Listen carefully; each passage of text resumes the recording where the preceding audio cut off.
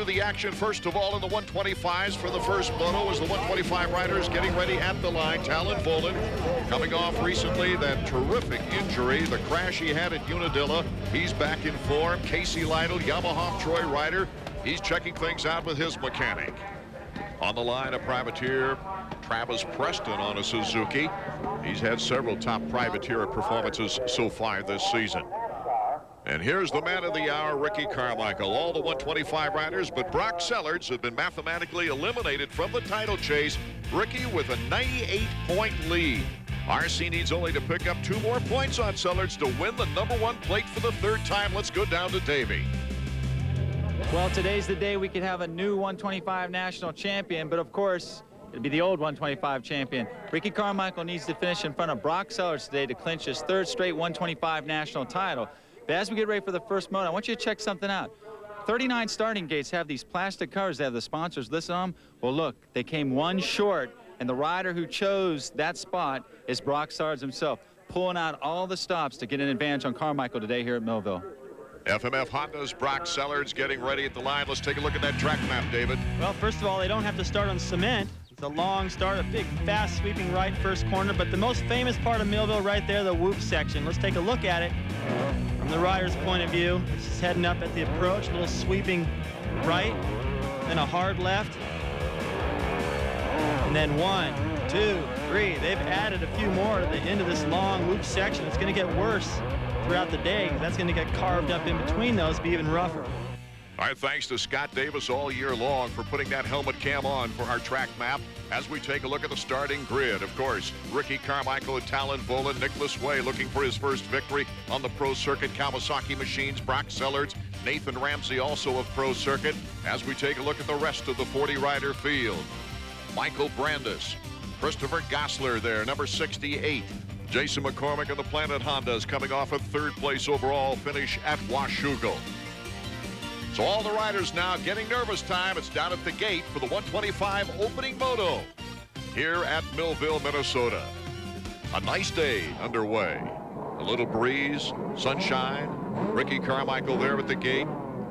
Hoping for a good start, David.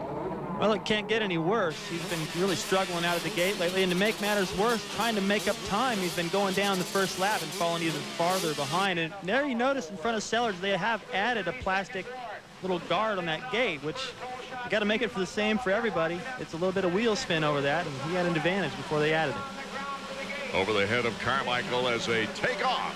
Brock Sellards to the inside. Nathan Ramsey, number 25. He'll get the whole shot. The pro circuit rider breaks out to the early lead and setting the pace. A clean first turn for the 125s in our opening moto. Number 67 of the yellow Suzuki there is Brandon Jesselman, gaining confidence after coming back from injuries that took him out of the entire Supercross season. Oh, there's number 1, Ricky Carmichael. Another bad start, mid-pack, trying to find his way through. Cutting the corners now. Look at the back. Carmichael goes over head over heels. Scott Sheik, number 26, also involved. Looks like Danny Smith, Barry Karsten, Ryan Clark. What a logjam. And Carmichael's going to be the last one to get going, showered with sand the whole time. You can tell he's probably got it on the radio. There's Mitch Payton, the owner. Mitch Payton of Pro Circuit just putting his hands in the air after hearing on the radio what had happened to 2 of his riders, not just Carmichael. Nathan Ramsey, though, a 125 Supercross titleist for Mitch Payton this year, still continues to lead with Brandon Jesselman in 2nd place. Nick Way is picking his way up. Number 19 is Michael Craig.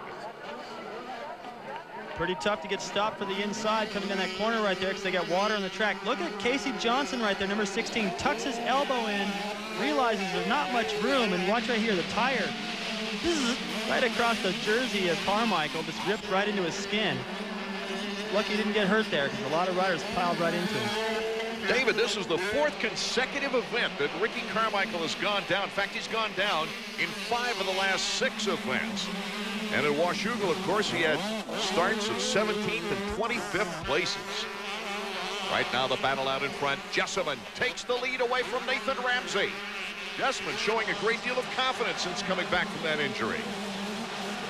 Jesselman in first, Ramsey in second. Nick Way in third. And Talon Bolin has moved up to fourth with Michael Craig in fifth. We'll be right back with more 125 action after these words.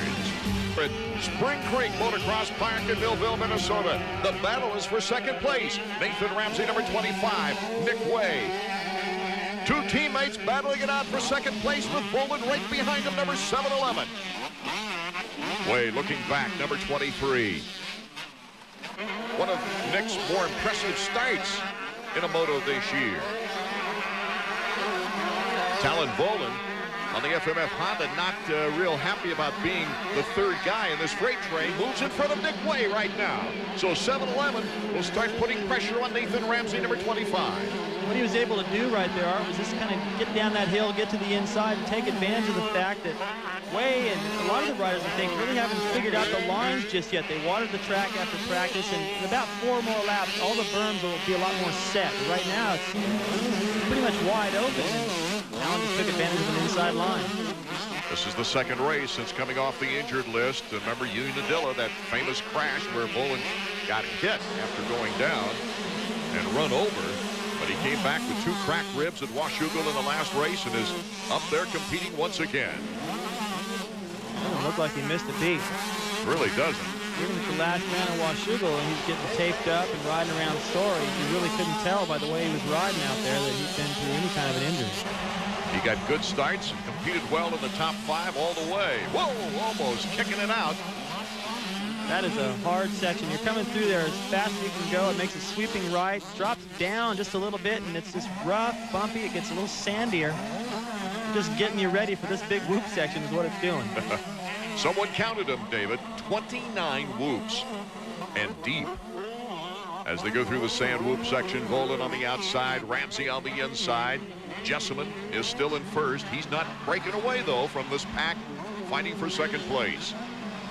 This whoop section isn't that big of a deal if you're out there by yourself. But if you get in a battle like this and you got Bolin chasing, you got to go through them aggressive. That's when they get a little scary. Way staying with the pace.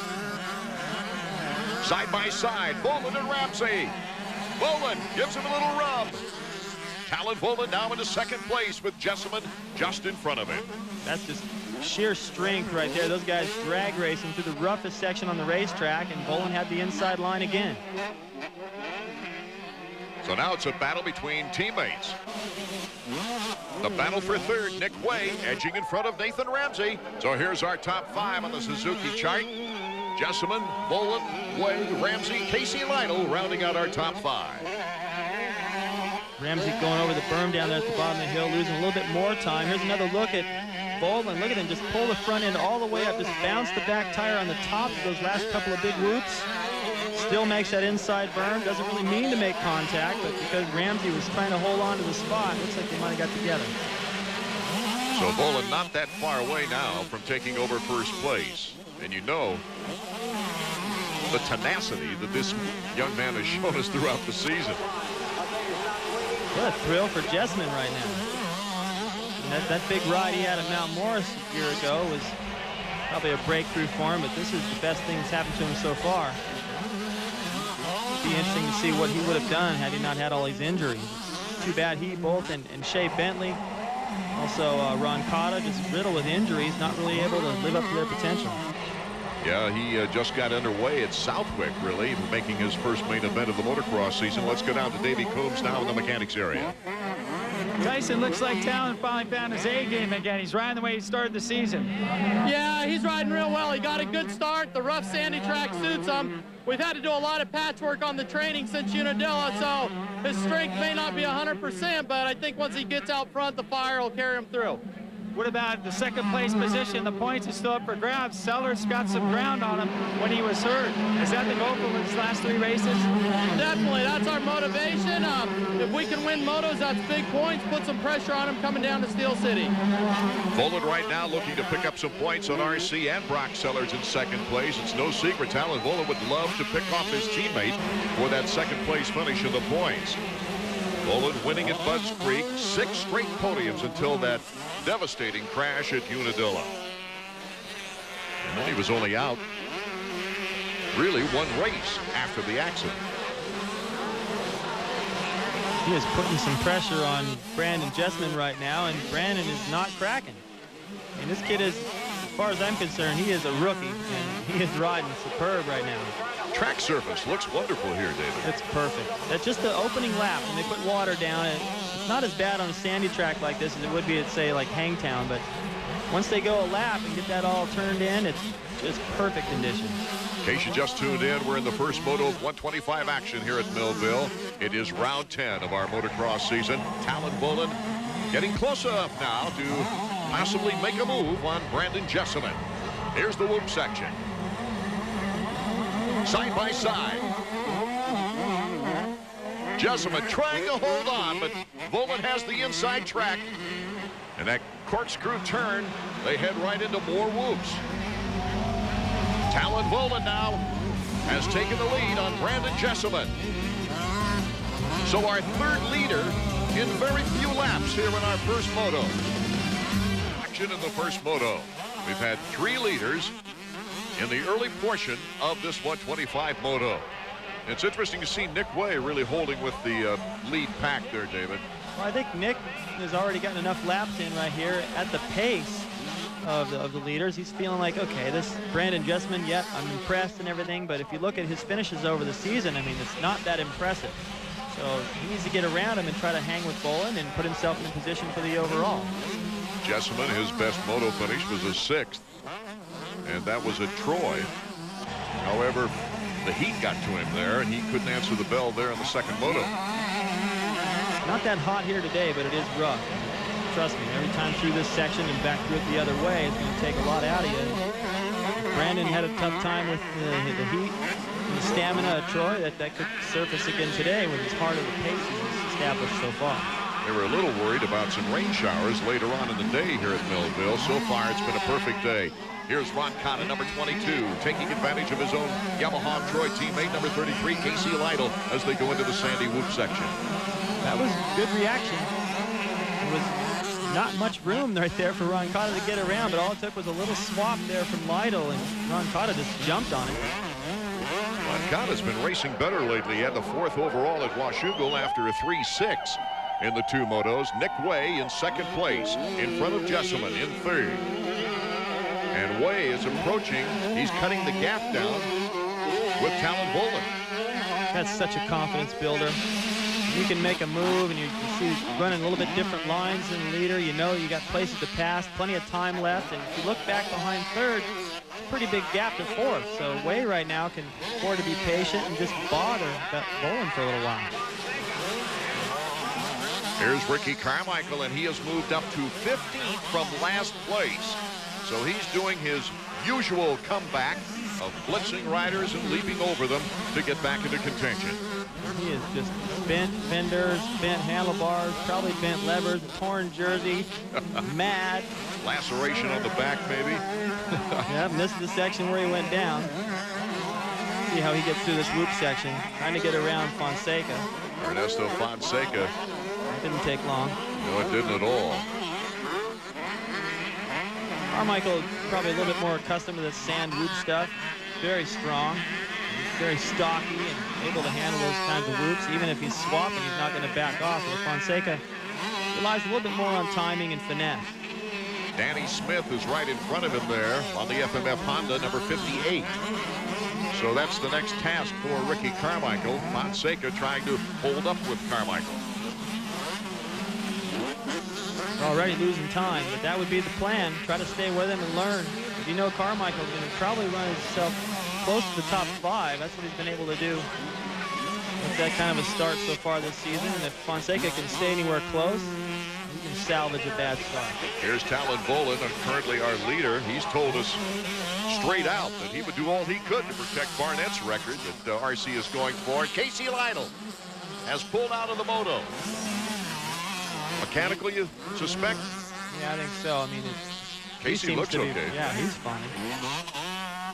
And he doesn't ever really look disappointed no matter what, so it's really hard to tell.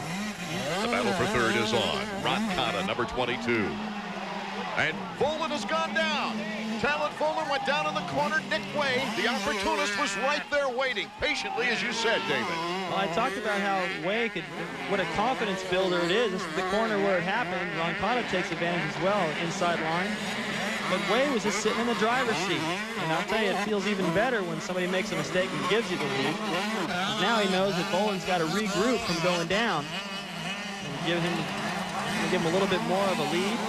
Should be able to hold it from the pace he was running. Ron Cotta off to a rather difficult year with a wrist injury that took a long time to heal. Here's Nick Way as Boland tries to hold on to that lead that he had. Way first place, Boland second. Ron Cotta is in third. Boland is fighting. He just got right up and went right back to it. It's going to be a good test for Nick Way.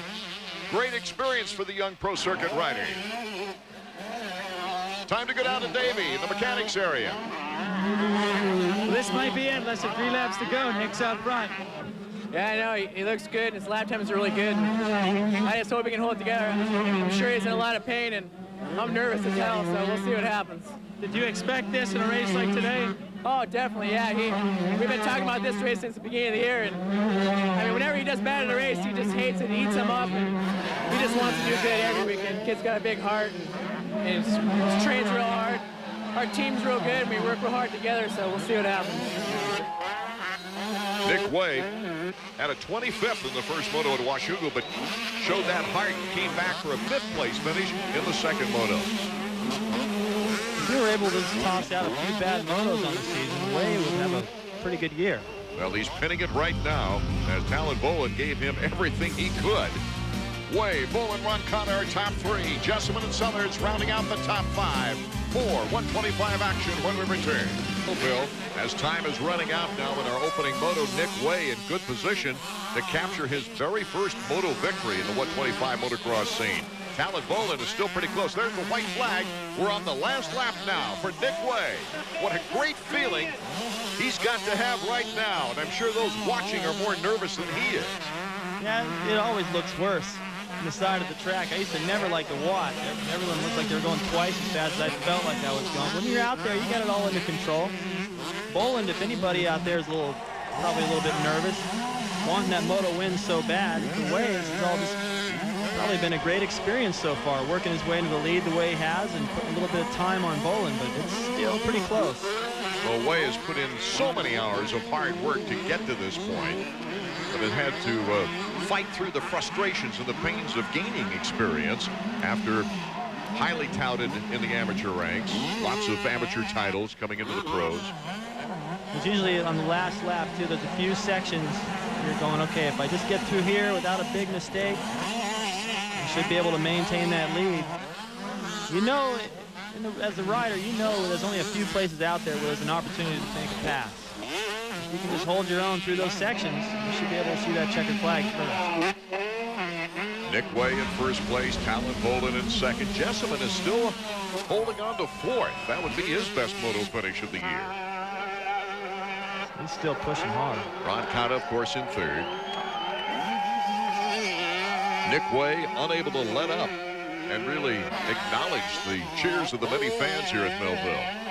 Give you an idea how much of a climb that is going up that hill. He got in the air over that first jump, downshifted a gear, got over in the air again over the next one, downshifted another one. Probably cresting that hill in 2nd gear. Way has done a magnificent job with the pressure that Talon Boland has put on him and holding on to the lead here in the final laps of this race. Boland really wants to win moto. So in 2nd place, he'll be sort of happy, but I still think he's going to be a little disappointed that he didn't get this moto win. I'll tell you who might be disappointed is Brock Sellers, who's mathematically still in the points chase, but he's in 5th place behind Jessamine. And with Ricky Carmichael in double digits, he won't pick up the number of points that could have been possible. It was a big opportunity, that's for sure. A lot more points between 1st and 5th, and he's capable of winning a moto. The spotlight is on number 23 right now, looking for his very first 125 moto victory. He'll remember Millville for a long time. Here's the checkers waving for Nick Way. Yes, is he happy or not? Nick Way taking advantage of Talon Boland going down and capturing his first checkers of his career. Boland in 2nd place, Ron Cotta 3rd, Jessamine and Sellers. And look at that, Ricky Carmichael in 10th spot. Let's go down to Davey Coombs now. All right, Nick, congratulations. You finally did it. You got a moto win. Yeah, I appreciate it, Dave. Yeah, I've been working hard for this, and couldn't do it without my family and Kawasaki and Bridgestone and Pro Circuit, 1AR Collect, Mazda, Shoei, Alpine Stars, you know, all my friends. And I'd like to thank Sarah Stanton and the Stanton family for helping me out. I hurt my wrist a little bit in practice today, lingering injury from Washougal, but they taped it up and it felt okay, that moto, and I'm glad that, you know, I could get up there and prove myself. You know, the Stanton family, your fellow Michigan residents, been helping you out all year. If it's not Jeff training with you, it's Sarah fixing up all your injuries and stuff like that. And they're both here today. That's got to feel good. Yeah, I saw Jeff out there. He was cheering me on a little bit, and, you know, I look up to them guys so much, and I just thank them for all their help. Okay, well, get over the first moto win, man. Now you got to think about the overall. Bolin got a little tired. You're sitting in the driver's seat. Yeah, at the end, I picked it up a little bit and pulled away there on that last lap, and that felt good. And, you know, I'm plenty strong for the second moto. I've been training, and I've been working, and see what I can do. All right, congratulations, Nick. Thanks, I appreciate it.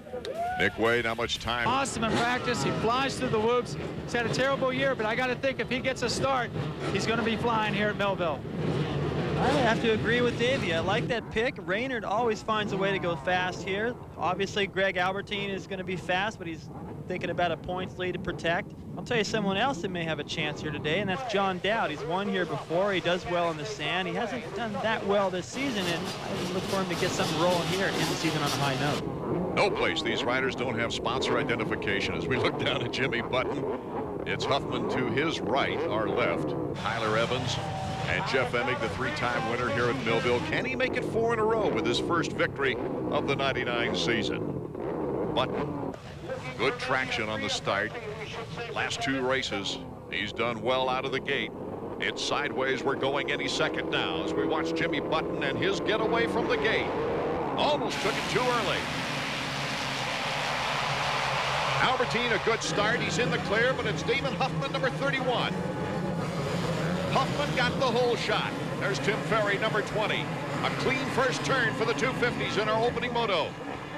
Kevin Windham and Greg Albertine rubbing elbows all the way down the start. They started next to each other and bumped elbows again in the first corner. Already the 2 4-strokes have taken over the lead. Jimmy Button, number 10. Doug Henry in second place. The Suzuki's in good order, as Jeff Emig now in 10th place. I gotta think those 4-strokes are the fastest bikes in this field, and that's one of the longest starts with a big sweeping first corner, so they're just able to put that horsepower to use.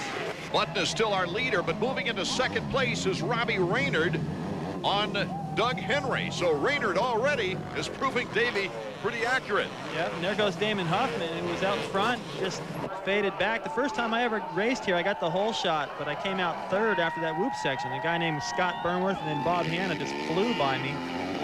Took me a little bit to get that whoop section wired. It's pretty intimidating when you get the whole shot and you got all those guys bearing down on you. Jimmy Button, it'll be interesting to see how he takes the whoop section on that 4-stroke now, as Raynard is right on his tail. Something about the way Raynard rides. This looks like he's not even trying. The guy goes so fast. He's such a natural out there. Greg Albertine in good position to protect his points lead in 4th. Jimmy Button's mechanic now riding down smooth. We might have to put P2 before they come around the end of this first lap, because Raynard is right there. Button, Raynard, Henry, Albertine, Windham. Look at that, just hops over about 3 holes down that hill. He's able to find places out there on the racetrack that just float over things that most guys don't see. Huffman's already back in 8th place, as Raynard is up to 2nd. Button on a high still from his first 250 national victory at Washougal in the lead. Greg Albertine in great position now ahead of Kevin Windham. That's the battle for the championship, and these guys are keeping a close eye on each other. All Greg really has to do is just match whatever Kevin does. Jeff Emig in 9th, John Dowd in 10th. More action from the 250s in our opening moto from Millville, Minnesota, right after these important words. Place here at Millville. Jimmy Button on the Yamaha 4-stroke. Robbie Raynard in 2nd. Doug Henry in 3rd on the 4-stroke. And it's Albertine, the points leader, and the runner-up Kevin Windham. Number 14, Team Yamaha. All the talent in this field, and then behind them you've got Mike LaRocca. So any one of these guys can win the moto here. Albertine starting to put the heat on Doug Henry now. Trying to put a rider between him and Kevin Windham. Real close. Albertine has been much more aggressive on the track lately. He has really surprised me with how he's been able to work through everything. Right around the outside of Doug Henry, just outbreaks him coming into that corner. Going down that hill, it's just straight down. You can't even see it as you approach it, and it's braking bumps all the way in, and it takes so much strength to hold on and then try to find the berm at the bottom, and he found it better than Doug. He has really impressed me, Greg, in his ability to bounce back from all the injuries. You know, I mean, people that watch the show know that I was kind of on his case when he was crashing a lot early on, and he has worked through it all and found himself in the lead of the series with a pretty nice lead at that. Greg, in his 5th season, signed with Team Suzuki mainly because of Roger DeCoster. And then he's had to wade through really 4 seasons of technical development on that 250 machine. But both are up to speed right now as he's in 3rd place behind his teammate Robbie Rayner. There's Doug Henry. Kevin Windham now starting to make a move in the whoops on Henry. You can see LaRocco is starting to close the gap, and Tim Ferry back there behind him. So all these guys are running about the same pace. And where we are in the moto right now, again, anybody can win this thing. It's exciting. Kevin Windham, number 14, back-to-back wins at Budds Creek and Red Bud after a win at Hangtown.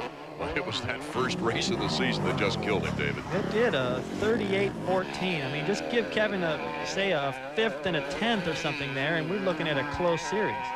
So you can see how far he's come since that first race. Only 26 points off the lead coming into today's action at Millville. Jimmy Button, Robbie Rayner, Greg Albertine, Doug Henry, Kevin Windham, our top 5 as we see Henry, the defending champion number 1, cutting through the picture. Technical section right here. So hard to get into that inside berm at the bottom. And it's important to get a good run out of that corner up this next hill. This is where it starts to get kind of mixture of hard pack, choppy stuff with the big berms. You see it again, it gets soft. Henry winning it at Troy, his 7th career victory with a 1-1 sweep. The last event he was 3rd at Washougal with a 1-6. 3 straight moto wins, but here today he's hanging on. There's LaRocco, number 3. Looks like LaRocco and Ferry have actually picked up the pace and tightened up this whole battle. Pretty impressive the way Ferry has handled himself. Energetic flagman, or boy. And Button now getting big-time pressure. Albertine in 3rd. He hasn't really been able to change that gap. The real battle here is for 4th. Ferry is getting a triple roost. Good thing it's not muddy. This stuff doesn't really stick to your goggles. You can go 4 or 5 laps in that kind of a roost and not even need to pull one of those tearaways. Big elevation changes here at Millville. If you set up only for the sand whoops, you're in trouble when you go upstairs. Now it's a closer 3-way train for 1st place. Jimmy Button, Robbie Rayner, and Greg Albertine. Let's go to Davey. Tony, you and Robbie finally got a good start. I know he loves this track. You got to be happy with being 2nd, but I'm surprised he hasn't worked Button yet. I'm sure he's working him. He needs to relax and be loose, but I'd love, you know, there's been so much parity in these nationals. I'd love him to be the 8th winner. He needs to put 2 motos together. Right now he's looking strong, and hopefully he can get a good moto in the next moto. We'll see what he can do. I'm surprised he got that good of a start. He's not known for starts. That's the first good one he's gotten since I can't remember when. Yeah, you're absolutely right, Davey. You know, it's a mind thing. You know, he loves his track, so I think that has a lot to do with it. You know, he's ready. He wants to get a good start. The other tracks, you know, and he's, you know, first time on a 250 and stuff, and maybe hasn't done that good on other tracks. So it's a mind thing, I think. Good point by Tony. The other track that he likes, Unadilla, that was his best performance to date, a 4th overall for the 10-3 there, David. It's totally in the head. I mean, look at the way Dowd and Henry have done over in Southwick over the years. Jimmy Button getting a little squirrely. Can Robbie Rayner take advantage of it? Whoa, close. Looks like he just gets offline. The back tire slides off. I can't believe he didn't let off. I would have backed out of that. He put his foot down and just moved right over to the line of Rayner going, well, okay, well, I'm squirreling here. I'm not going to give you any room. That worked pretty good. And Raynard probably afraid that if he goes down, I'm right on top of him. That messed up Raynard's confidence or concentration, I think, and Albie's just snuck right in there and took 2nd. Not a bad team move either, letting the points leader get into 2nd to challenge the leader. Robbie Raynard now in 3rd. I'm sure he wanted to be up front. We'll be right back. Stay tuned for more motocross action in Millville, Minnesota. Jimmy Button is still our leader, but Greg Albertine is pulling up into a contending spot with Robbie Raynard, his teammate, right behind him. Button's first career 250 win at Washougal was a much-needed breakthrough. Besides a boost in confidence, it made training a lot more fun for Jimmy. It's really easy, extremely easy to go to work. Going out and riding and going to the gym and just doing everything, you know. Sometimes you get up in the mornings like, man, I got to go do this. But the last couple of weeks, it was pretty easy to get up and get things going. Jimmy credits being a friend and last year a teammate of Jeremy McGrath with being a big key to his maturing as a rider. It affected me a lot. It brought my level up, brought my my expectations up, what I thought of myself. You know, riding and training with him, I knew I could go the speed. I knew, you know, I had all the ability, just, you know, had never really, you know, completely fulfilled it. So, you know, Jeremy helped bring my level up, and, you know, and this year has been a little bit, you know, of a rocky, you know, beginnings on the 400, but I think it's coming together pretty well here towards the end, and next year should be really good. Jimmy Button has shown improvement, drastic improvement, ever since his performance at Budds Creek. He's just been getting better and better as the season goes along. Is that familiarity with the bike, you think, David? It's just going back to what we were talking about. It's all in the head. You get a couple of good finishes put together, even with good moto. All of a sudden, you believe in yourself a little bit more, and when you believe in yourself more, you gun for the whole shot, and you expect to be up front. You don't let people by, and you race completely different. Boy, Albie picking up some time in that corner after the big downhill. Albertine now looks to be looking for opportunity to take the lead here in our opening moto. He is all over him. Albertine to the inside. Whoa, we're going side by side. Albertine takes the lead. He did that just by keeping Button guessing, really forced him into that corner. Button couldn't hold the inside. Albie didn't really go through there any faster. He just had the better line. And he drifts right out into Button's line just to make sure he can't come back to the inside. More bad luck for Steve Lamson pulling off the track. Hard to tell what's wrong there, but obviously he's not going to get any points. Lammy didn't get any points at Budds Creek as well. He's had a very difficult season. Where Chaparral Yamaha was hoping that he'd come through without McGrath showing up week after week. Now it's probably a good thing they picked up Tim Ferry, because he's really carried the flag a little bit in the absence of McGrath. Too bad for Steve. I really thought that he had the ability to ride at 250. Personally, I think he should have moved up a year sooner than he did. He had that little bit of head of steam from the 125. The rumor is right now that Lamson is talking with a new team, J&M Racing, for next year that would put him on a 125 outdoors. Raynard starting to pursue. Jimmy Button now for second place is Albertine. You see Albertine up on the lead. But Raynard is really hounding Jimmy right now. Raynard can just ride any line he wants. You watch him just, he's so clever. The way he's able to find his way around. Jimmy is thinking about him right now, I guarantee you. The battle's for second as Albertine starts to pull away. Raynard to the inside. Robbie Raynard, a nice pass on Button for second, so now he can protect the backside of the points leader, Greg Albertine. Davey Combs is with his mechanic, Tony Berlotti. Davey. Tony, you guys are still second, but there's been a change. Now you got Greg Albertine in front of you. And here's the problem. He's going after a championship. Oh, yeah. To be honest with you, Davey, there hasn't been any team tactics that Roger we've discussed or anything like that. Albie's riding really great right now. For Robbie to go get him, I think he's going to really have to pick it up. If he does, no, Albie doesn't have nothing to lose if Robbie wins because he's so far back in points, but I don't really know. I don't think there's any team tactics. Of course not. Not this early, but at the same time, it makes it harder for Robbie to make an aggressive pass. You're absolutely right. Yeah, that's a good point. I wasn't really thinking of it along that way, but I don't know. If he feels strong, I think he'll go for it. I think Tony wouldn't be holding anything back from us. You know, I think if the points lead was smaller, they would certainly be considering it. There's the whoop monster, I guess they call him. But the lead that he has right now over Wyndham, I think they'll let Robbie go for the win. Still, Albertine's in good position. He's going to put more points on Kevin in this moto if he can hold on to second.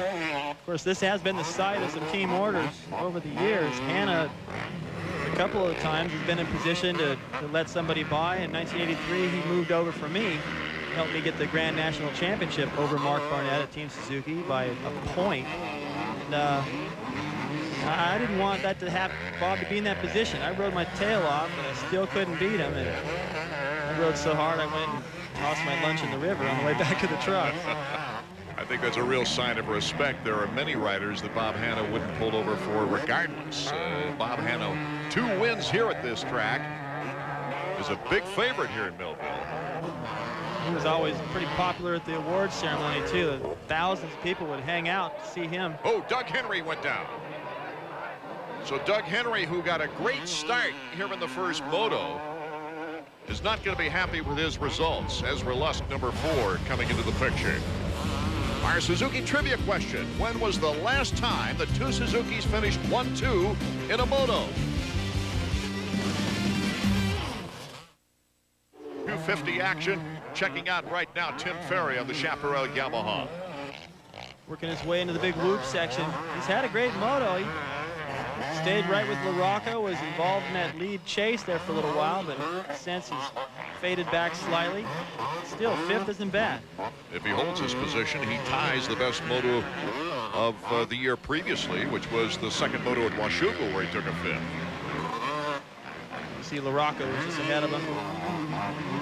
Hasn't been able to close that gap any tighter, but just running the pace.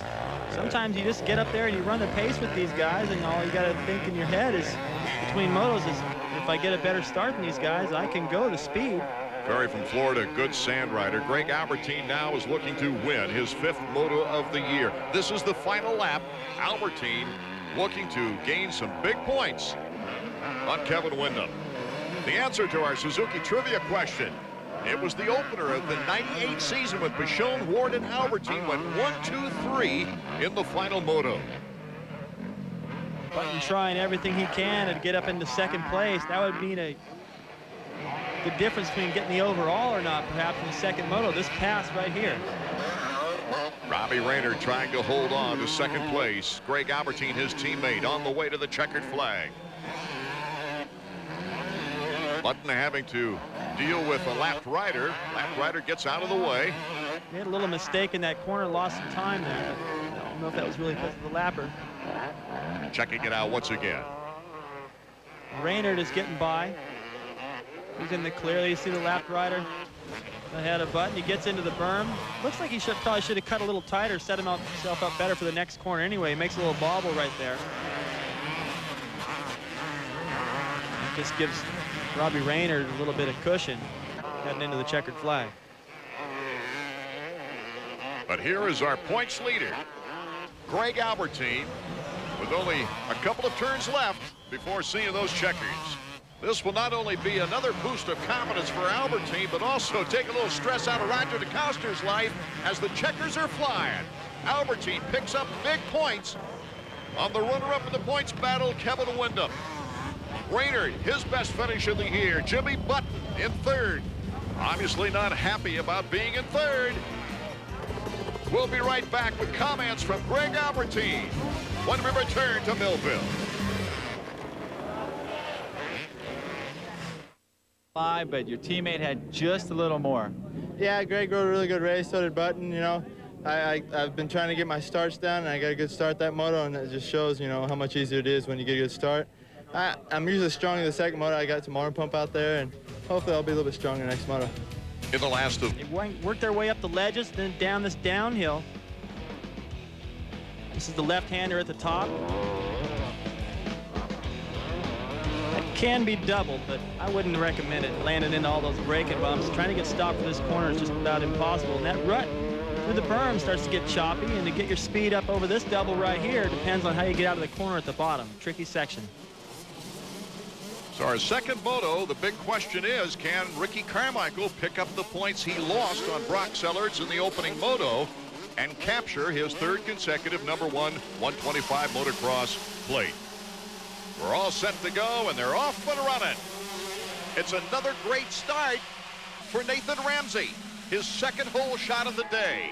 That was impressive, Art. Didn't look like he had the best jump out of the gate, but he maneuvered around, just kind of split the banners and the riders next to him to get that lead.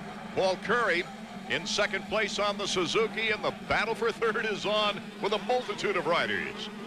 But Nathan Ramsey once again is our early leader. Whoa! Here's a log jam for you, and Ricky Carmichael there on the left got caught behind the log jam. So once again, Ricky's going to have to fight from behind. There's Talon Bull at 7-11. Number 19, Mike Craig, stuck in there. Not as bad as the first moto for Carmichael, but still a disaster. There he is on the right, just squeaking through. Well, he's come back from this position in one motos before on this season. He's next to Scott Sheik again. Scott Sheik, number 26, right behind Ricky Carmichael. Carmichael now having to fight through all the traffic to get back into contention. Number 46 there, just out of our picture, is Paul Curry. Remember, he was in second place. He must have gone down and got back up very quickly because he's back there near Ricky Carmichael. There goes Nathan Ramsey, and number 27, Brock Sellards. There's a big difference in this moto as adverse to the last one. Sellards picked up 5 points on Ricky Carmichael in the opening moto, but he placed 5th in that moto.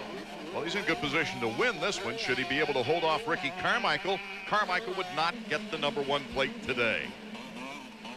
Sellards is the only rider mathematically not eliminated from the points race behind Ricky Carmichael. He's staying right there with Ramsey, learning from him. Doesn't have any pressure from behind, so he can watch what he does for a lap or two if he chooses, and then try to make a pass and get away, get that even more points on Carmichael, who's still mid-pack. Ramsey and Brock Sellards 1 and 2. Keith Johnson has moved up into 3rd place. Oh, and Ramsey goes down. Had momentum and slid all the way up the hill. Brock Sellards goes by. Keith Johnson goes by. Ernesto Fonseca. It looked like Casey Lytle and the whole group getting by Nathan Ramsey. Ramsey finally getting it started.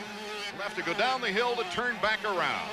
It's a scary place to be sitting with all those guys coming by at full speed, but you can see they put a little water down the racetrack in certain areas. They did that before the first moto as well, and he got sideways right there. What happens is you come out of that berm, and it turns into a flat, hard pack. You're still leaning to the inside before that double, and it just got away from him.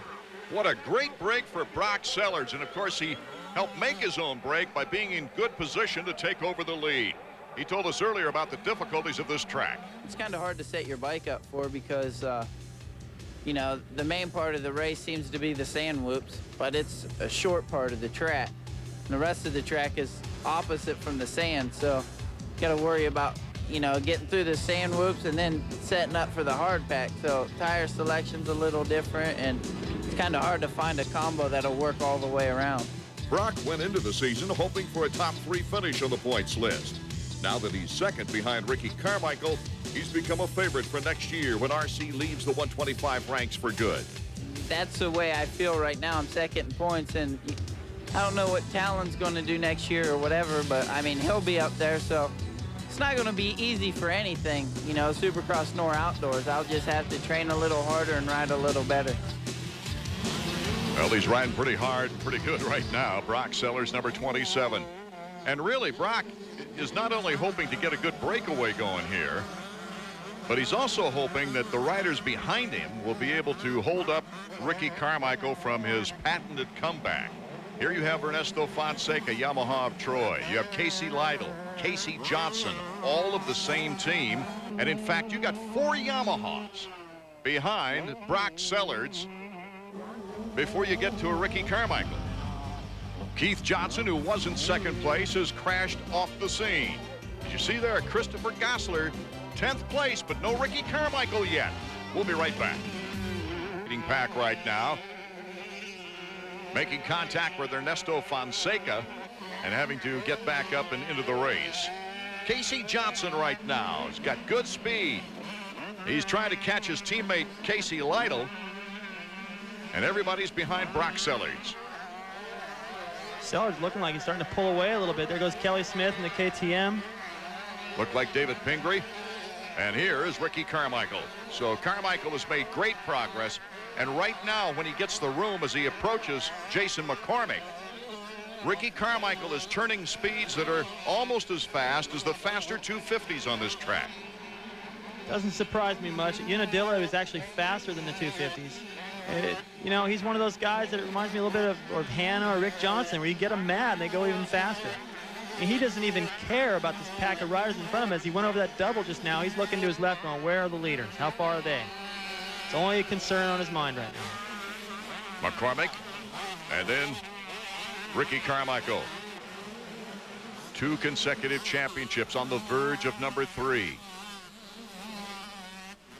But if things stay the same as they are right now, as Ricky Carmichael gets by Jason McCormick, Pingree is next on the Pramel Suzuki. He just passes people wherever he wants. And he's not nice. He is in a hurry to get to the front. He knows that Sellers has some confidence now, so he's got to get up there and at least get him in sight before the end of the race, have a chance at it. Let's check in down in the mechanics area with Davey Combs. Ted, once again, you guys didn't get the start, and you didn't get through the first lap without going through some traffic. I don't know what the deal with the start is right now. I mean, something's not clicking. I don't know if it's equipment or him or a combination. I mean, I just want to get this championship over with is what I want. And I mean, once again, if we had NASCAR style, we'd have a good points lead. Well, you know, the thing about the start to me, Art, that it does not cement this week. So, I mean, he could say, well, I've just been having a tough time hooking up off the cement. But here we have sand. The soil is practically what he rides on at home. Very similar, so he should have that pretty wired. But by now he's had so many bad starts on cement, it's up in his head. It's a mental problem. And it probably, I went through the same slump. And I finally just said to my dad, you know, what in the heck am I doing or not doing? He goes, you're not just being mellow out of the gate. I was so in a hurry to try to beat the guys beside me out of the gate, not get boxed in, that I would dump the clutch too quick, and I would do the first 4 or 5 feet quick, but I would give up something midway down the starting line, and that could be his problem. He's just in too big of a hurry to overcome the problems he's had lately. Fonseca is leading the parade of Yamaha of Troy. Casey Johnson, though, looks to the inside, looks to the outside. Can Casey make a move on number 100? There's Casey Lytle. Kelly Smith. Ricky Carmichael not far behind.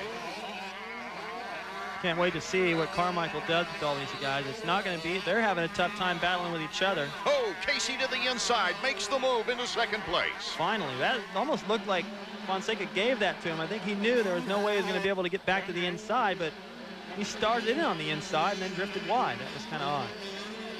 Casey, returning from a back injury, was out a couple of events. Has now passed into second place. His best performance of the year was a second place finish. That was in the first event at Glen Helen. Now watch this. Coming down the hill, Fonseca needs to be looking to that inside berm. He can't get there. Casey Johnson just gets in there perfect. Fonseca just looks over at him, waits for him to go by, and so he can get back in the race. Back to the action as we check out the battle for 3rd through 6. Carmichael already put Kelly Smith behind him. I think he's going to carve through these guys like butter. He is mad right now. He wants this moto win to erase that 10th in the first moto. Casey Lytle and Stefan Roncada, both of Yamaha of Troy. The next targets for Ricky Carmichael in the battle for 4th. Reaching up to clear his vision. You know he's getting roosted by all the guys he's followed so far. Watch him through here. He's been fast. He's taking the mid route right now. Before he was going to the inside. Whoa, Ricky Carmichael picking up spots. Roncada finally gets back into the action there. We've got Casey Johnson, Ernesto Fonseca. Roncada just passed Fonseca, and Carmichael just passed Casey Lytle. Look at Carmichael. Just skim the tops. If you drop the front end 6 inches right there, you're just heading for the ambulance. I mean, that's taking a big chance through there, hanging off the back, wide open, going, if I don't make the pass here, I'm going to go to the stretcher. One thing about this young man is he is in great physical condition. I mean, he might look a little pudgy at times, but as far as riding is concerned, this guy puts his time in during the week. And he's not worried as when he approaches. Look at that. Jumps all the way almost to the downside there and enough to make the pass, but that landing takes everything out of you. If there's any sweat on the foam inside his goggles, it all splattered on the lens right now. He's going to be looking through that for the rest of the race, but he doesn't seem to care. He doesn't think about whether he's got the strength to go through a section fast to make a pass. He just makes the pass, worries about it later. So Ricky Carmichael is knocking off Yamahas one by one. Casey Johnson still in front of him. The same way Carmichael has shown us he can ride. He started off the year great, then he broke his arm, just a horrible break. Took a long time to get better, and then he had to race his way back into shape. Now he's starting to get fit. It's too bad it's the end of the year, but it's a great opportunity to see what he can do against Carmichael, who's on a roll.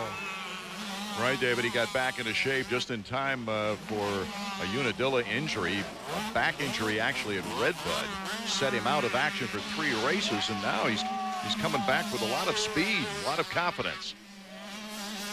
Look at Chad, he's just going, get him! He wants to see a moto win. Even if he gets the moto win from the incredible ride he had to put in, even the ride he had in the first moto coming from behind, that's still not good enough for RC. He's still going to be bummed, and chances are he may not be able to wrap the title either.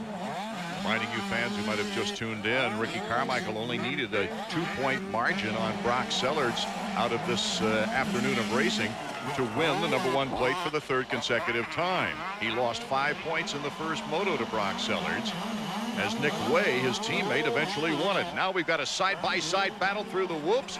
Once again, Ricky Carmichael makes the move in a whoop section.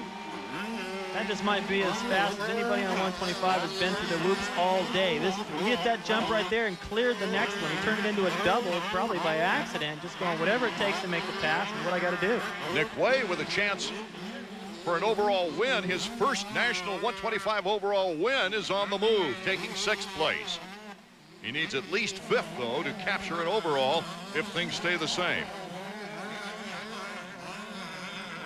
That would certainly help if Carmichael got up there and passed Sellards. Moved him back a notch. Coming down that steep hill, he was at one time 9 seconds in back of Brock Sellards when he was fighting for 2nd, and now look at 2 bike lengths. He takes away so much time from you that if you just happen to glance over your shoulder and see him back there 9 seconds, the next lap, you can hear him. He's on your tail. It wrecks all your confidence. And you begin riding in the complete defense mode. And that doesn't really work very well either, because Ricky can go anywhere he wants in this racetrack to pass. We've already seen that. Sellards with his first 125 national victory at Washougal. He was able to get a big enough lead on Ricky Carmichael. Carmichael couldn't come back all the way after a bad start. But right now, it's going to be a knockdown drag-out, it looks like. Brock Sellards more confident than he was the last time that Ricky came knocking. It's a good idea of the speed through the corners right there. Oh, Brock Sellards cuts to the outside berm, and Ricky Carmichael almost got him there. So Ricky just waiting for a mistake to happen here. Or does he? He leaps to a side-by-side position that cuts to the inside. What a move by Ricky Carmichael. That wasn't even a line. He just turned it into one. You could see what he was thinking all the way down the straightaway. Set himself up out wide. Goes by the mechanics area, looks at the board, nods. Yep, yeah, I got it. I know what to do from here.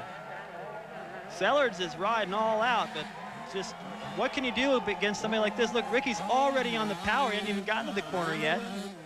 I think Sellards thought he had him covered. He's going, okay, I got the inside of this. All of a sudden, bam, he glances off his elbow. So Ricky Carmichael now can pick up a few points, get him back from Brock Sellards.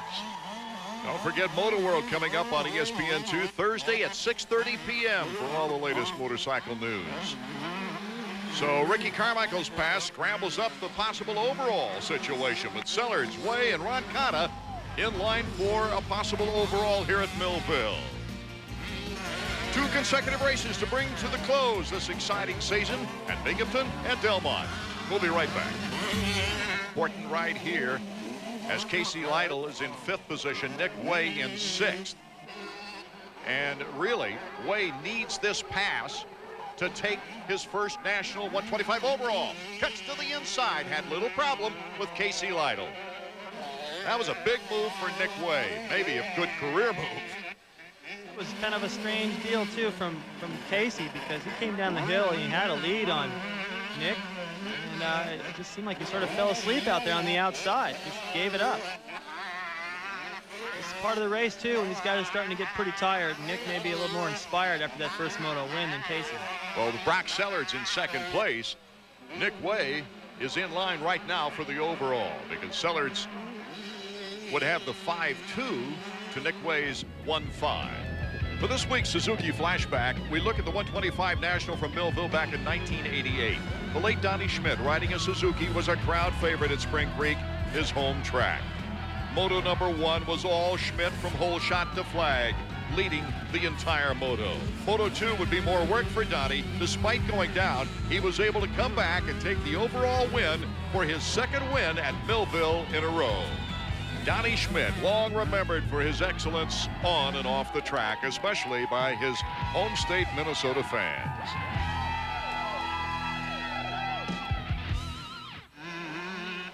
Back to the action now. Ricky Carmichael here in the second moto on the final lap. I can't forget the time here in Millville when he came down that big hill and went flying. Well, he did just finish doing a little showboating, and then he hit a braking bump into the corner and just rode the front wheel. He had enough of a lead to get up, but it was probably a little embarrassing. A gnarly looking crash for Ricky Carmichael, and he still won. Looking back, checking out things as he's on cruise control right now. Ricky Carmichael looking for his 14th moto win and 20 tries on the season.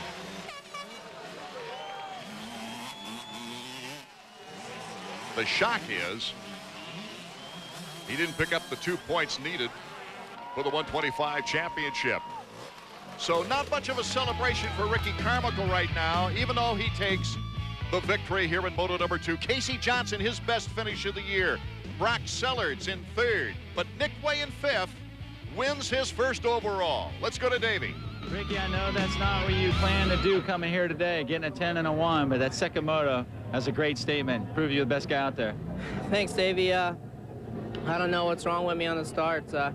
Been practicing them and practice them at home, and I thought I had it down pat, but obviously I didn't, and it cost me the win and the championship today. And you know, it's a bummer that that happened, but I wasn't the best man today.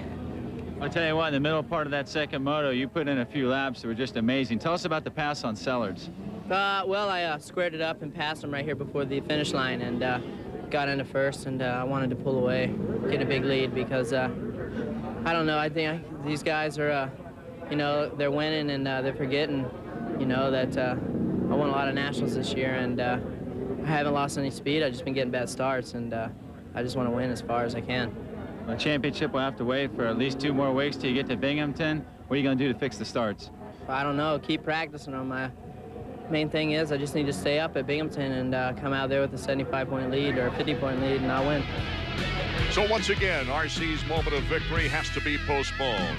And he also now can only tie the career mark for 125 career wins. Nick Way, though, his first national overall victory. Let's go to Davey. Underway with moto number 2 of our 250s.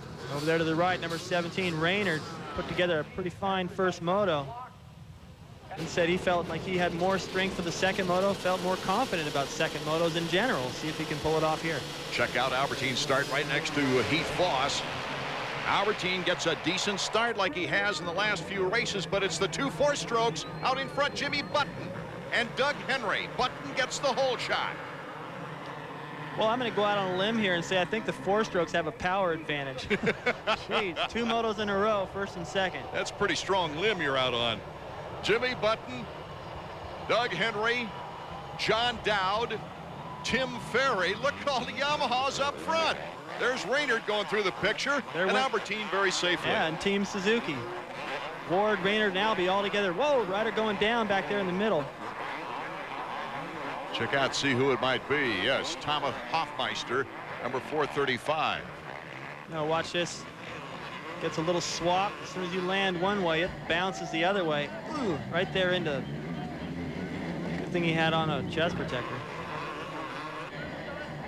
Back to the action, Button in first. And after a 3rd place in the opening moto, this puts him in great position for a possible overall. Remember I talked about Ferry was back there behind LaRocco, behind that whole train. The first moto wasn't able to pick up any positions, but he was riding the pace. This moto, much better start. There he sits in third. In third, John Dowd in fourth, and Kevin Windham, the first non-Yamaha, appears in fifth. After losing 12 points to Albertine, he's now 38 points behind. He's trying to catch up those points right now. Look at Ferry just all over those four strokes. Oh, beautiful. That is just perfect. The way he ran around that corner, just grabbed a handful. Now those spectators know what it feels like to get roosted. They're going to be picking dirt out of their teeth till Wednesday. Absolutely. Button, Ferry in third behind Henry. Ferry is just all over these guys. He's thinking he's going to go for a moto win here. He's got the speed. He's got to get up there and try to get around him before he gets any pressure from behind. There's Dowd right behind him. Windham making a move on him. Thought Dowd might have a better first moto, but this is more where I thought he'd be running. Taking a look at the order of things, it looks like Albie's being escorted by Raynard and Ward. Raynard right in front of him, and Ward right in back of him. Maybe his name is Lance Armstrong or something. Yeah, he's got Team US Suzuki protecting him, but it doesn't matter. He needs to try to get up here and get himself in front of Kevin and just put this series away. Well, he's already passed Raynard, as you see there. And there's Larry Ward, number 7. What a pack of bikes we've got in the battles behind our leader. Kevin Windham just in front of Albertine, but Albertine looking like he's stepping it up. Will he be able to pass Windham? We'll find out when we come back. Don't forget Binghamton, our next round, our air date, September 21st. Minnesota, the second moto of the 250s underway, and Greg Albertine, the points leader. Pretty good position, but he's behind Kevin Windham, who's trying to hold on to second place there in the points. All he really needs to do, if I was Kevin, just kind of hang in there, and Greg rather, just kind of hang in there and watch what Kevin does, try to match it. Even if he gets a few points back this moto, it's not going to matter because Albie already put quite a few on him in the first moto. John Dowd making a couple of mistakes right there in front of Albertine. Sure, Albertine would like to simply get around him. He's trying. Ferry, Windham, Dowd, Albertine, and Larry Ward. The order of things right here. This is one sport where you don't want to draft. Drafting does not work, and if you do even get behind a guy, you just get showered with the roost. Or if he goes down, you're in position where you can't get around him. Yeah, you certainly can't find a way around anybody if you follow him. You see Albertine's always just to one side or the other of Dowd there, trying to just be able to take advantage of another mistake, maybe. Number 10, Jimmy Button in the lead, in front of the other four-stroke Doug Henry. Get mean is the sign for Greg Albertine. Step up the aggressiveness. That has not been a problem in Greg's repertoire. No, he is not riding to protect anything. He's going out there. He's not riding not to lose. He's riding to win each race and treat everything with the same intensity that he has all year long. Do what he's done to get him here. I really like his ability to stay out of trouble early and then set himself in a good position before making an aggressive move. Oh, flying through the air. Tim Ferry. That was horrendous. He was smart. He could kind of sense that coming and just dump the bike. Watch him. Looks like he starts to wash out a little bit. Look at him. He just throws. You just take this bike. I don't want anything to do with it. Don't come back on me. Look at it from this angle. It looks like a scene from Twister. Everything just up in a cloud. He's already up and running. The bike's not even finished flipping around, but I don't think there's much left of it. Well, that's the problem for Tim Ferry right now after a very fine performance in the first moto. He had a chance to win the moto. He was right there running the pace.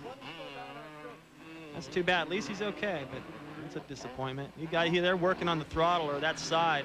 I think the bike went through quite a bit when it flipped like that. Our leader, Jimmy Button.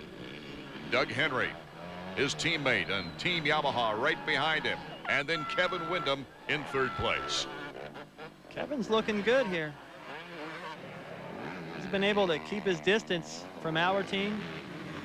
Really putting the pressure on Doug now. You can see he's able to do it in different lines, rides right around him. Oh, on the outside. What a move by Kevin Windham moving into second place. Now only Jimmy Button between Kevin Windham, and a possible checkered flag later on. Doug didn't put up much of a fight. You know, something happened to Doug. Yes, He look at him, was he's slowing way down. backed way off the pace. Here's Albertine behind Dowd.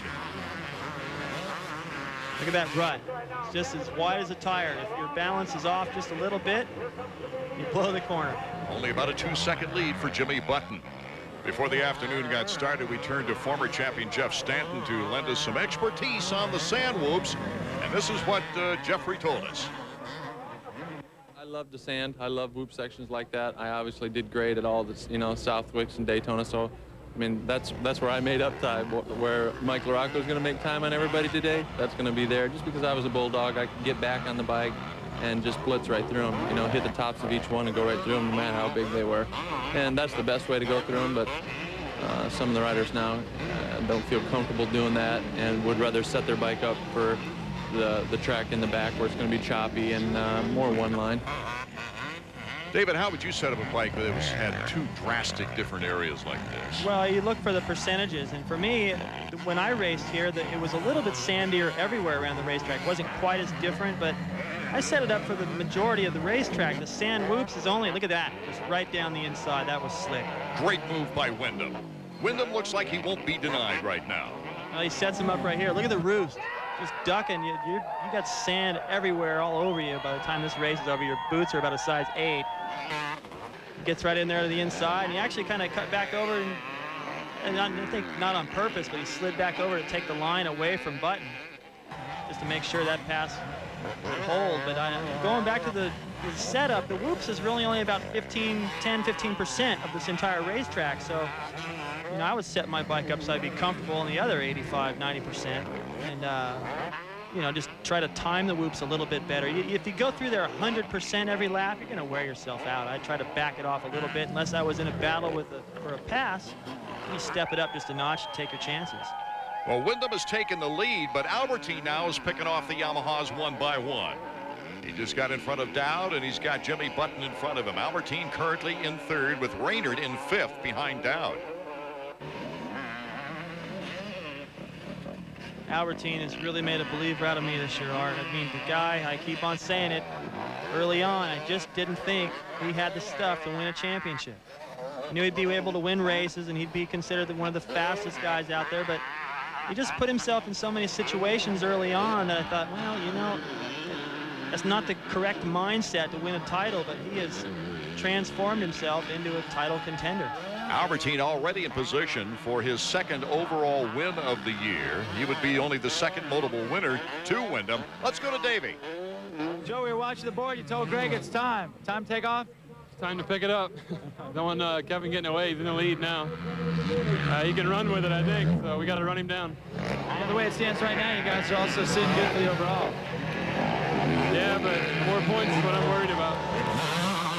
Kevin Windham, our leader. And not that far behind, Jimmy Button and Greg Albertine. John Dowd, Robbie Raynard, number 17. Robbie on his way to his best overall finish on the season. Kevin is running. Catch up. Boy, there's some tension and excitement there. You see LaRocco's mechanic also waving Mike on. That's Mike LaRocco right behind Raynard. This is where Stanton said he was going to make up time. Watch him. Right across the tops. Albie making the pass around Button. Button just having to back out of it at the end of that section. So that's where the Bulldog and Greg Albertine comes through on the whoops to take second place. We'll be back. Millville, Minnesota, Art Ekman, David Bailey, and Davey Coombs bringing you the action in the second moto of the 250 class. Nick Way, his first national overall win in the 125 class, and now Greg Albertine trying to nail down his second overall of the season in the 250s. This is Button, Dowd, Raynard, and LaRocco in a battle for fourth place. Raynard cuts to the inside on Dowd. Look at the speed downhill and the late braking that Raynard gets, still under control, barely. Dowd didn't make that easy. Raynard had to fight for that. It was close. They were just about ready to lock handlebars coming down the hill. Raynard just about blew the corner at the bottom. Actually kind of did, but in a way that they couldn't get back around him. LaRocco just about hitting the back tire down. I mean, this is all close stuff, the battle for third. Anybody can get third in this moto. Button up there, just making a mistake. Look at Dowd, back wheel hopping. LaRocco now in front of Dowd, and he's got Raynard in front of him. This is when the track is the roughest. Plus, you see all these guys are covered with sand. Their vision's messed up. They're tired. This is where you see things happen.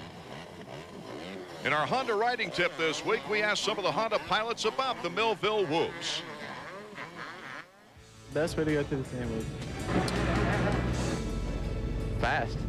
With Torrin on my chest, well, I'd have to do it with one hand, hold him with one hand, and get back and hold the throttle with the other hand. It'd be tough.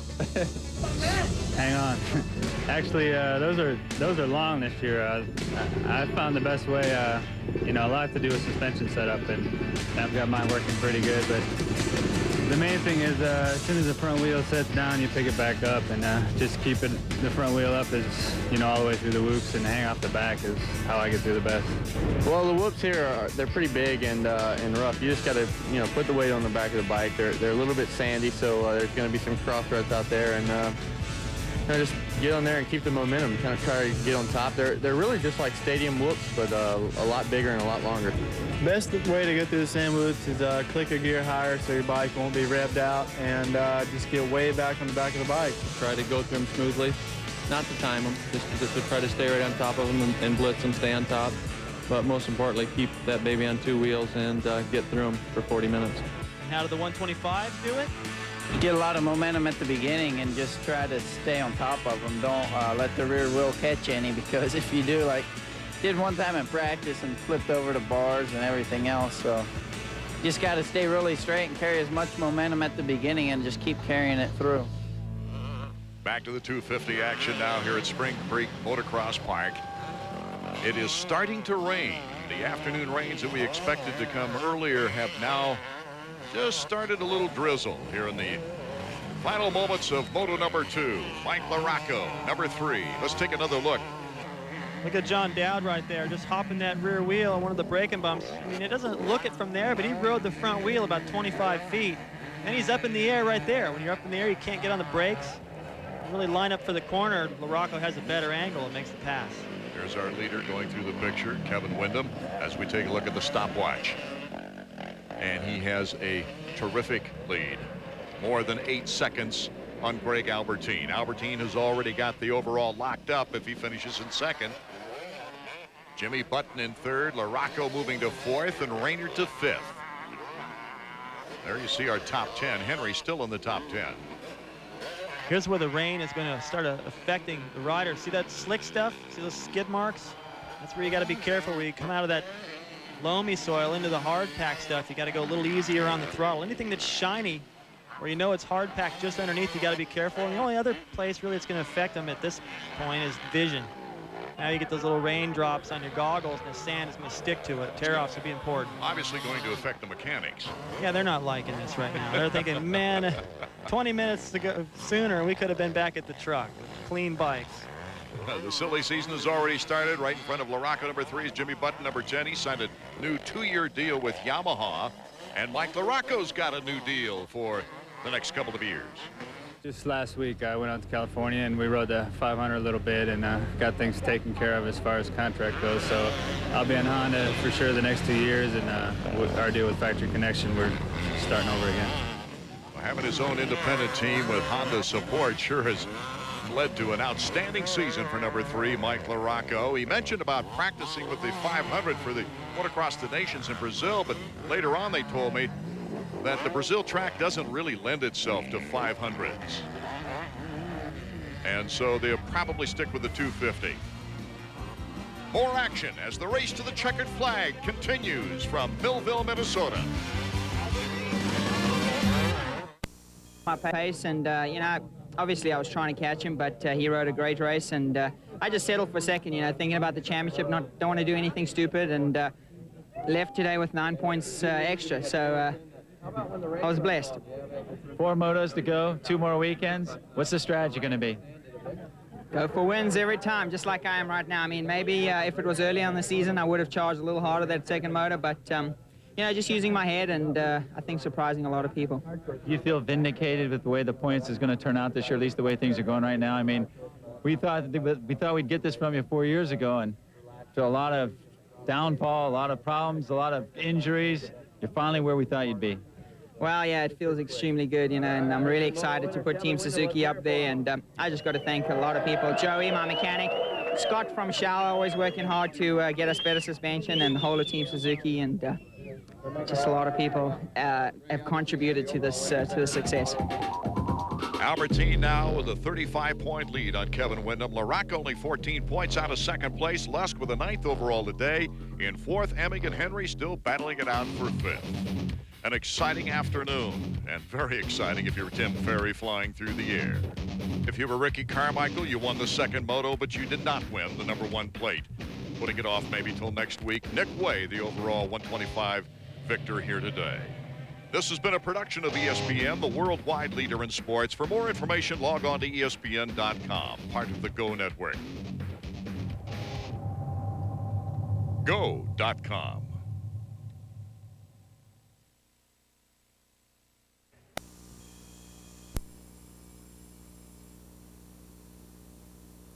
Is from Broome Tioga Sports Center in Binghamton, New York. It's a near-perfect day as the riders and the mechanics discussing things before our first 125 moto. As you can see, we've got very good weather conditions, only a 20% chance of showers this afternoon.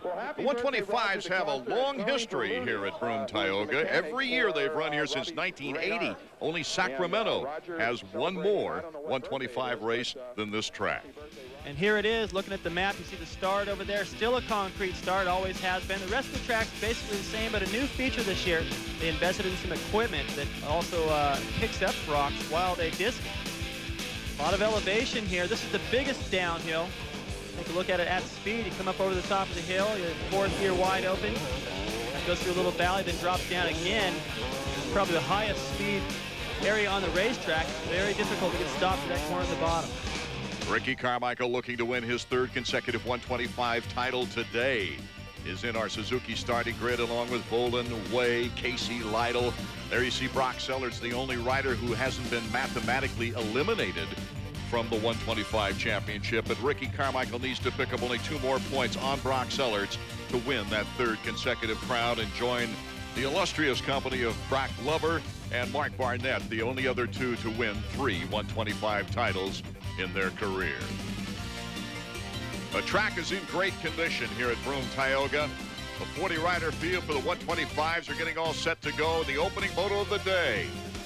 Fans are not only wanting to see if Ricky Carmichael can get back his winning ways, but also see if Ron Khanna can continue his improvement since his injury. And Nick Way, of course, coming off a great win in the last event. Talon Bolin, also a winner over Ricky Carmichael this year. Can he do it again? Can Brock Sellards do it again? Number 27, Brock Sellards, though, is riding with a shoulder injury he received in the off week. Ricky Carmichael, our points leader, as you see here over Brock Sellards. Michael Brandis, number 5 on the list, is not racing today because of an injury in practice at Millville. He is still not recovered from that injury. Moto number 1, all set to go. 30-second card is sideways. Can Ricky Carmichael get a better start here today? Whoa, he goes up near the edge.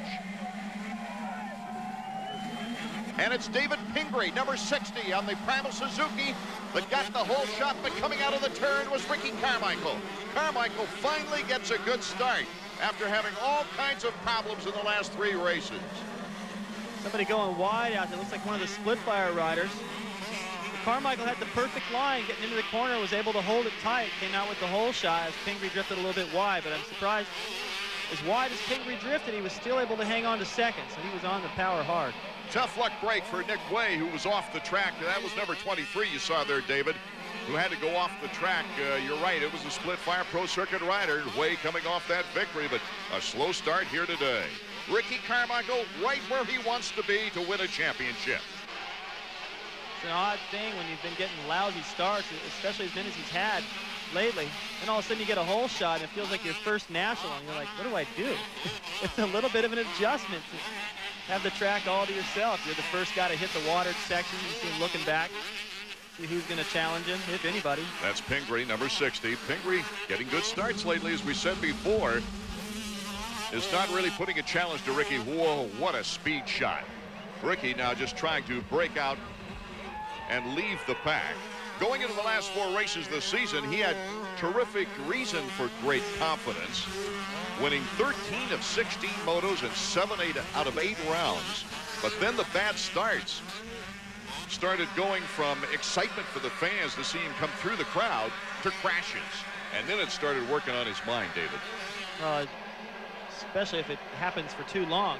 Anybody can recuperate from a couple of bad weeks, but he was just getting bad starts every time and then trying to make up for it, going so hard in the opening lap or the first couple of laps, going down more, and then you have a confidence problem. So he doesn't have to worry about it right now out in front. That would be 1 point more than he needs to sew up the title if he stays there. So Ricky Carmichael is our leader. Pingree, Ramsey, Volan, and Brock Sellards the top 5. We'll be right back. Back to the action here in the opening moto of the 125s from Binghamton, upstate New York. The real battle right now is for third. Talon Volan, FMF Honda, Nathan Ramsey making a little mistake there on the pro circuit machine. Volan moving into third place behind Pingree. That worked perfect, just staying out in the loam. Usually you want to get down and protect the inside. That's what Ramsey was trying to do. But you can see all the loam they have here. That's what Talon took advantage of. This is the best condition I've ever seen this racetrack. So it's Ricky Carmichael, Pingree, and Volan the top 3 with Ramsey in 4th. Now watch Ramsey. He's going to go to the inside. It's the logical line, but as Volan goes to the outside, that's where all the loose dirt, all the loam's gotten pushed wide. Look at that big berm out there. So as soon as Ramsey gets on the gas, it's a rock base with no traction. Volan hooks up and makes the pass. Boy, I can see what you mean about the lack of rocks right now, David. It's impossible, of course, like in Unadilla, to get all your rocks out of that property in upstate New York, but they've done a tremendous job on the surface area. Here's Talon Volan now working on second place. Pingree trying to hold on after the good hole shot start. Volan moves into second. That was tight. I didn't think he's going to have room, because Pingree could tell he was going to try to square him off right there, and I thought he didn't leave enough room between himself and the tree. Volan just muscled his way in there like he always does and made it work. Now can he catch RC, who was at the corner of the screen when you saw Volan take that turn? RC was really putting the old throttle down to get away from these guys. We still got him in his sights, though, and the way that another thing I like that they've done here is they've trimmed all the trees up. They did that at Mount Morris as well, so the spectators have a great view, and at times the riders have a better view, and they can see where the guy is they're trying to catch. Nick Way trying to get back up into contention now as we see Andy Harrington, a privateer out of the San Diego area, El Cajon actually. And that's Ernesto Fonseca. Fonseca going to the outside to Harrington, and Fonseca, can he clamp